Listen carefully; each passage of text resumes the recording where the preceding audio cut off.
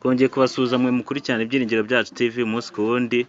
Uyu munsi ni umunsi w'umunezero, nk'uko mubizi tubagezaho ibiganiro bitandukanye, tubagezaho ijambo ry'Imana, ubutumwa bwiza mu ndirimbo. Uyu munsi tukaba twabatumirije umuntu ugiye kubagezaho ubuhamya. Reka atangira twibwira, ahita anakomerezaho atubwire icyo Imana amushyize ku mutima. Ni karibu. Murakoze cyane. Amazina yanjye nitwa Rwagasore Enoke, nkaba ndi umugabo ndubatse, mfite umudamu n'abana batatu. Mfite ubuhamya bushingiye ku mibereho iby'Imana yankoreye, numva nasangiza abantu. Ariko mbere y'ibyo byose, kuko byose dukesha Imana, numva twatangira dusenga noneho ngakomereza. Turagushimiye Imana, turaguhimbaje kuri Imana igira neza, tugushimiye kuri Imana ijya yubaka amateka, dushimiye kuri Imana yangiye neza ikandinda kuva mu bwoko bwanjye kugeza uyu munsi. Dushimiye ko n'uyu munsi wanyemereye gutambutsa Mana ishimwe rivuye mu kanwa kanjye ku byo wakoze. Nuko Mana nsaba umugisha kuzabasha kubyumva, kandi Mana urusheho kungira neza n'uyu mwanya ngiye gufata kugira ngo urusheho kumfasha, kandi Kristo ubutumwa ntambutse uzabashe kugira abo bubaka. Urakoze kuri Imana nziza wumva gusenga kwacu none iteka byose wakoze. Amen. Nuko nari maze kubibabwira rero, amazina yanjye nayavuze, nkaba ntuye umurenge wa Gihundwe. Mu murenge wa Gihundwe niho ntuye, mu kagari ka Kagara, umudugudu wa Rubengambere. Ariko kavukire yanjye mvuka mu cyahoze ari Gishoma, niyo kavukire yanjye. Ubwo rero muri make iby'Imana yankoreye ni byinshi, ariko iby'ibanze numva nasangiza abantu ni ibijyanye n'ubuzima bwanjye. Ni ukuvuga ngo nize mu buryo bugoranye, ariko Imana iza kungirira neza. Nize amashuri abanza ndarangiza niga segonderi nayirangije umwaka w'2002. Mu buzima bwanjye natekereje kwiga, numvaga bindimo kuko nabikundaga, ariko mbura ubushobozi kuko n'amanota nabonye mu kizamini cya leta ntiyabashije gutuma njya kwiga kaminuza. Ariko muri byose Imana yaje kunkorera ikintu kimeze nka surprise. Nahize kwiga birananira kubera ubushobozi bwo mu muryango wanjye, iwacu ntibari bishoboye ku buryo buhagije, ariko Imana yaramfashije. Muri 2002 rero ndangije kwiga, narashomye, nabuze akazi, ndicara. Muri 2004 nibwo ninjiye muri kaminuza. Nagiye kwiga muri kaminuza muri Kongo, aho bita kuri Université Simon Kimbangu, jya kwiga ubuganga. Narangije y'umwaka ntibyakunda kubera ku bushobozi bw'ababyeyi bituma mpagarika kwiga. Naragarutse nza mu rugo, ngeze mu rugo nabaye igihe gitoya, nza kubona akazi ndagakora nk'imyaka nk'ibiri, biza guhagarara. Birangira n'ubundi umuntu aje kumbwira ati ngwino ndashaka kugufasha uzakomeze kwiga, anjyana kwiga i Kigali. Nagiye i Kigali njya kuri kaminuza bita INIRAK, Université Laïque Adventiste de Kigali. Ni ukuvuga ngo narangije kwiga nize muri kaminuza enye. Iyo ya mbere navuze no muri Bukavu nigaga ikiganga. Ngiye i Kigali natekereje ikindi kintu nakwiga ndakibura, kuko urumva ni umuntu wari unjyanye kandi faculté zari zihari zijyanye, yenda niho yabonaga byamuhira kunyishyurira bitangwe ko natahaga niwe mu rugo. Noneho njya kwiga amategeko nayize umwaka wose ndarangiza, njya mu mwaka wa kabiri. Ngeze mu mwaka wa kabiri, wa wundi wantera inkunga ntiyakomeje, haje kuvukamo ikibazo, avuga ko atakibishoboye kunyishyurira, bituma n'ubundi mpagarika kwiga. Aho ngaho bigeze aho ngaho rero nagize ubuzima bubi bwo muri Kigali. Ubuzima bwo muri Kigali byarakomeje biranga, nkajya njya mu Buyede ntarigeze mbyiga, birananirana. Nza kubivamo, umuntu aza kungira inama yo kujya muri kampani zicunga umutekano, bita security. Nagiye muri security bita TopSec. Nakozemo formation y'amezi nk'atatu, harangirije nza kubivamo, ngiye mu kazi. Ngiye mu kazi, akazi ntikanyoroheye. Urumva ko bashakaga abantu bashobora kwisobanura mu Cyongereza cyangwa mu Gifaransa. Bashakiye akazi ku muzungu, njya kuhaba mbarinda. Uruvuga ngo naharindaga nijoro. Ariko mbere yuko ngerayo nyine yarambwiye ati tugiye guha akazi ariko akazi tugiye kuguha ni akazi gafite kondisiyo, hari ibyo bansabye kuba nujuje. Muri icyo kigo nari ngiye gukoramo muri urwo rugo rw'uwo muzungu nasanze hafite imbwa 3. Kondisiyo ya mbere yambwiye ati nubwo nguhaye akazi, aka kazi uzagakora, ariko icya mbere hano hari uwirirwa ku izamu ubusanzwe kumusimbura nimugoroba. Arambwira ati uyu muntu uje azajya usimburana nawe, yarahamaze imyaka irenga 2 ariko iyo myenda yambara adashobora kuyifura kubera ko izo mbwa ziwe zabashaka kumva impumuro ya myenda. Arambwira ati noneho wowe uzambara ya inomye, uzajya uza nimugoroba nawe wambare ya myenda kugira ngo yampumuro n'ubundi bigumye, kuko nuyihindura izi mbwa ntabwo mwakorana. Zari mbwa zifite amayeri menshi ujyanyije n'izo tubona inangahe iwacu. Ubwo narahakoze ndahakora, ariko urumva bwari ubuzima bugoye kuzajya wambara imyenda idafuze, umuntu ahora yambara imyaka ingahe, urumva ni ibintu biteye ubwoba.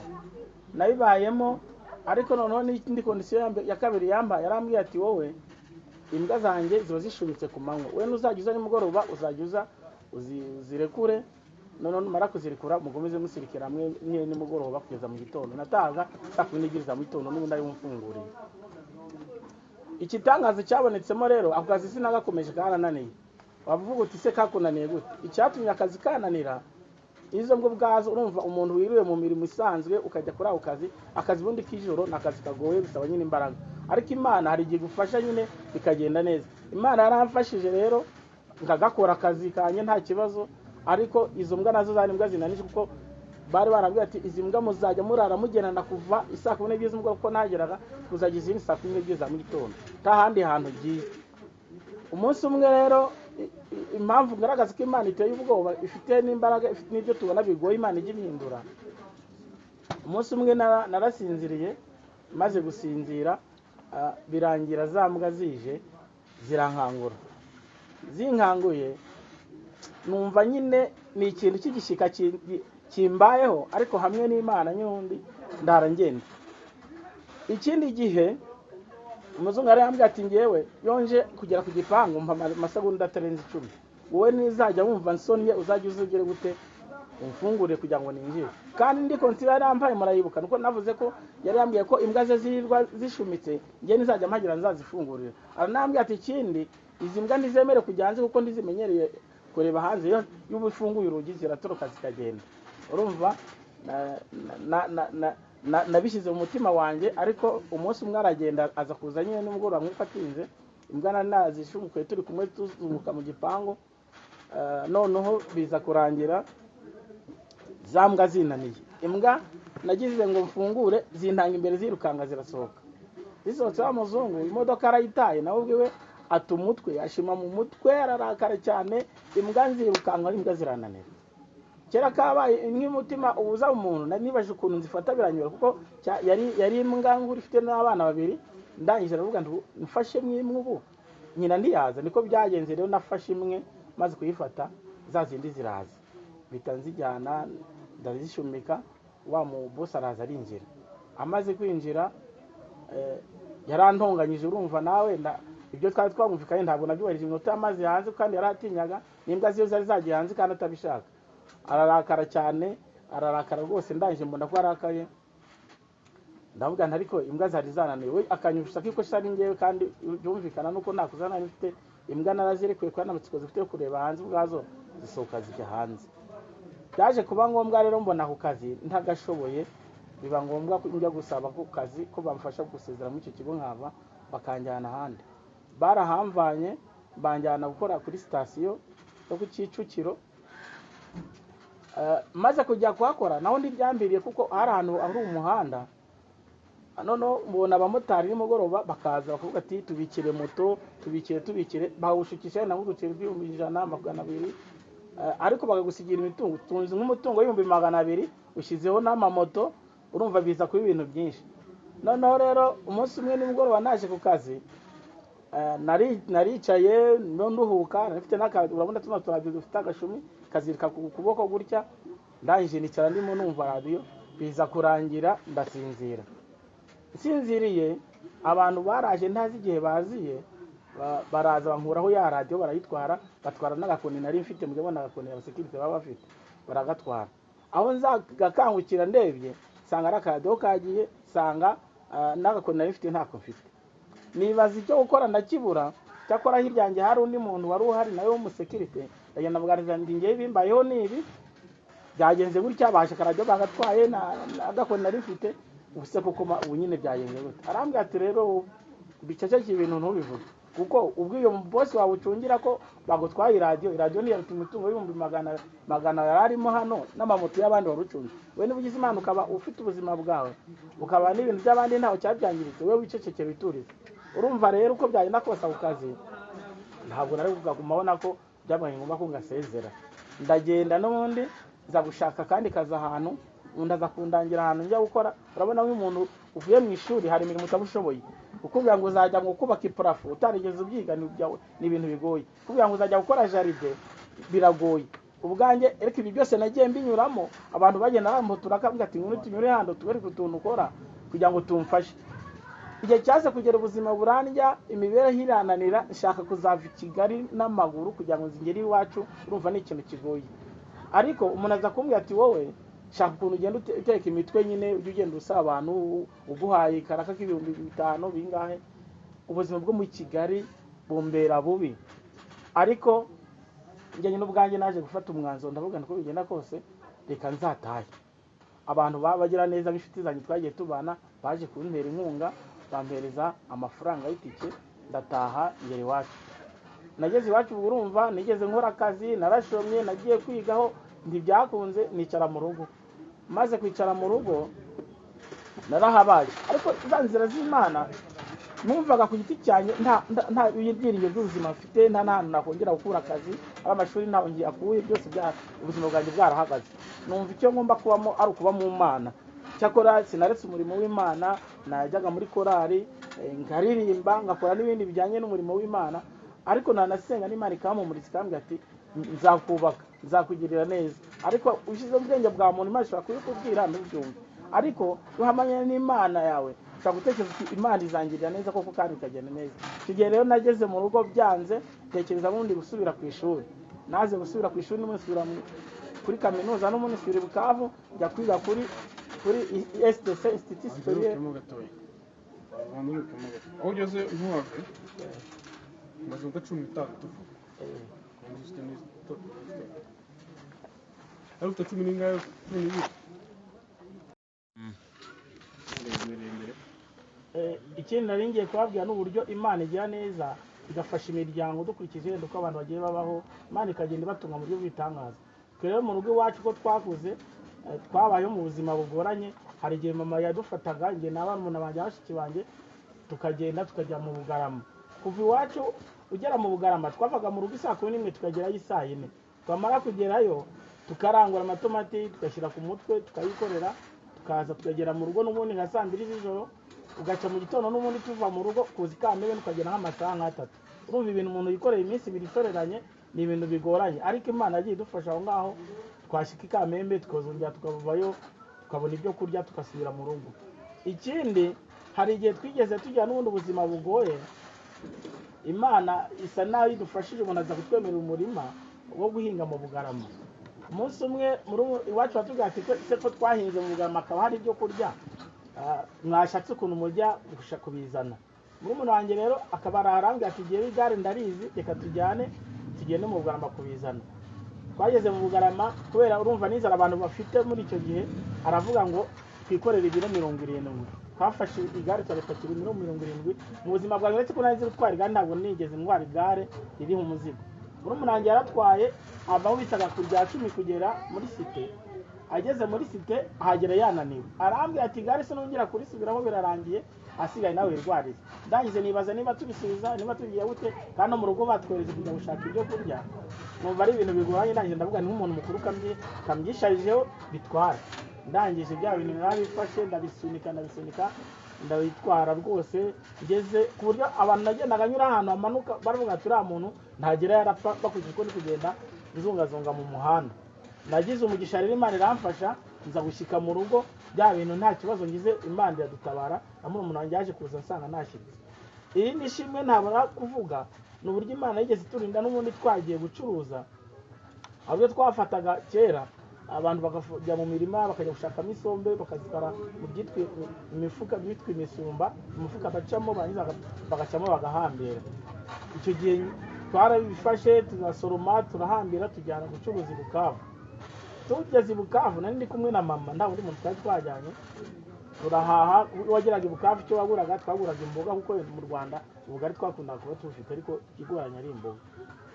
Ubugari rero turazana imboga turaza tugeze ku mupaka hari abasirikare bashaka kutunyaga bya bindi twahashye kubera ko nabo ubuzima bwabo barimo bugoye bagenda bambara n'abaturage ibyo bafite. Umukecuru wanjye bashatse kubimwambura wa musirikare umwe afata mugenzi we ati genda uca inkoni hari yagiye aca inkoni nini cyane ifite nka metero 2 nziza pe. Arangije umukecuru kwa kugundira nyine haho ryiwe bamukubita inkoni. Bagiye kuyimukubita ndavuga nti uriya mukecuru amunyica njya kumukiza.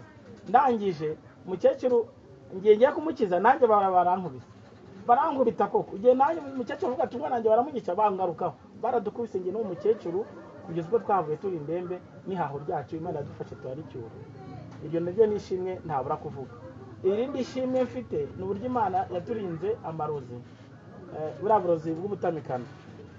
Igihe cyabayeho ndimo niga mu mwaka wa 5 segonderi abantu twari duturanye haza kuzamo umugome ashyira ibiryo mu mazi ashyira uburozi mu mazi. Abushyize mu mazi abantu bagenze mu rugo n'abantu bareka uburyo twakoresheje uwo munsi bose bariye bwa burozi. Noneho njye sinahise nabimenya ko naburiye ubwo burozi nabayeho ndarwara ndaremba ariko Imana iza kuntabara nza koroherwa. Igihe cyaje kugera umuntu wari waturoze urumva twari turi mu rugo turi abana 4 abandi bakuru banjye 2 babaga i Kigali nta bari bahari ariko umugambi we yari afite muri we yumvaga yifuza ko twese twapfa tugashira. Igihe kiza kugera rero cyagenda nababwiye nigeze ngi Kigali ngiye yo kwiga wa muntu wari waturoze nawe yari umutegeka kuba i Kigali ajyanywe n'umuhungu we. Ahageze apanga gahunda n'undi kuzaza agafata abandi 2 basigaye nabakabaroga. Ubwo nari ndi mu rugo yaraje amaze kuza umukozi yari atetse mu rugo ibiryo kumbabura ubundi Kigali batika kumbabura araza n'ubundi azana ubundi burozi abushyira muri bya biryo. Amaze kubishyira muri bya biryo Suzuko nasohotse mu nzu mbona umuntu ari kuva uruhande rw'isafuriya. Nangije mubajije ikintu afite arambwira ati nta kantu nari ndi kurya arafite akantu k'umweru mu ntoki kameze nk'ikatasi yari yazanye mu bworozi ntabwo nigeze nsobanukirwa ikintu yari afite. Arangije mbwira wa mukozi mbere ibi biryo ntubiteke kuko uramutse bitetse ushobora kuza kubirya twese tukangirika. Sinzi neza ikintu yashyizemo bya biryo twarabifashe nubwo byari bimaze gushya tugenda tubisuka mu ngarani. Tumaze kubisukamo wa mukobwa namubwiye ngo muteke ibindi yagiye afata ibindi biryo arabiteka.